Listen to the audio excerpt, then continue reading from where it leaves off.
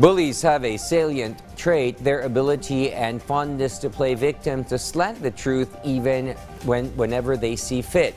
Much like China's Coast Guard's shallow accusation of the AFP pulling out and aiming guns at them when they came too close for comfort at the BRP Sierra Madre. This even as the CCG plucked out airdrop items intended for Philippine soldiers in the BRP Sierra Madre. The China Coast Guard seized, tossed, and trashed in the high seas, as our Patrick De Jesus reports.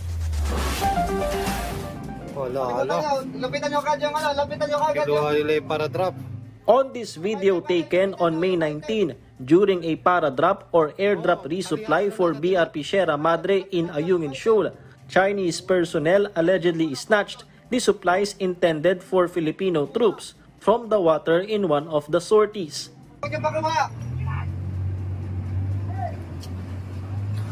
mga baril natin, standby dyan sa gantab. Meron pa kayong baril, sir? Baril natin dyan, standby nyo dyan. A Chinese Coast Guard personnel was also seen holding a pole as the rib slightly collided with the rubber boat of the Philippine Navy. Filipino soldiers shouted at them. The CCG then dumped the airdrop package after finding out it contained food supplies. Some of them were recovered by Philippine Navy personnel. Only the items that were floating on the water were recovered.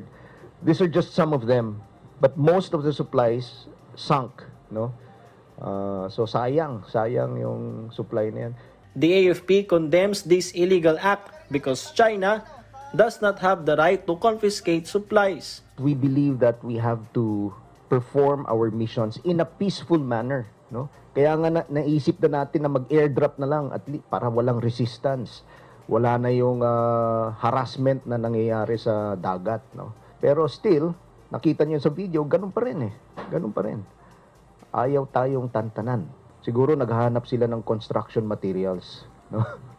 But it was just a small package, no? Enough to carry food items and enough for it to float on the water. They lack common sense.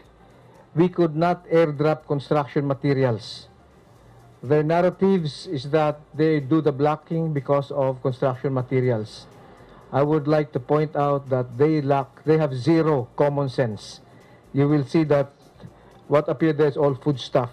The AFP also denied the allegations of the China Coast Guard that troops in BRP Sierra Madre pointed their guns. However, they held onto their weapons, which is not a normal occurrence, as Chinese inflatable boats went close to 5 to 10 meters from the Philippine outpost vessel.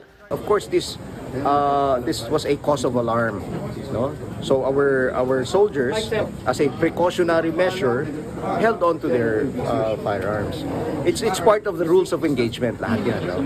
That whenever you see imminent threats coming to your way, syempre maghanda ka naman, no? Hindi pwedeng hindi ka handa in case something happens. Meanwhile, the People's Liberation Army Navy of China conducted military drills in the vicinity of Sabina or Escoda Shoal on June 2 and yesterday, that President Ferdinand R. Marcos Jr. denounced, according to the Philippine Navy. I would like to cite our Commander-in-Chief yesterday in the Philippine Navy Command Conference when he said that if this is the punishment for me giving a speech at the plenary of the Shangri-La Dialogue, then they are punishing us. Nevertheless, I would like to say their actions are all illegal, not within the bounds of international law. The AFP reiterated they will not be deterred by the harassments and provocative actions of China while maintaining professionalism and maximum tolerance. Patrick De Jesus from the National TV for a new and better Philippines.